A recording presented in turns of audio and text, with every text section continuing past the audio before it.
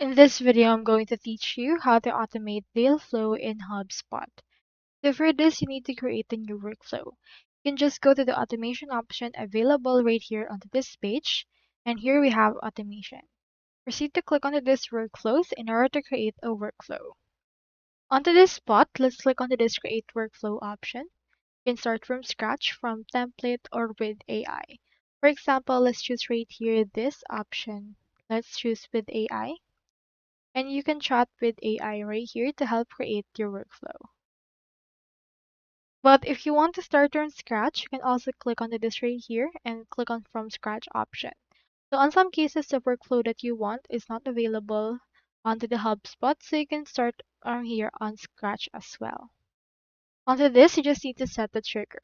For this trigger, you can add options like creating a record or deals. So we have in here data values as well as other options.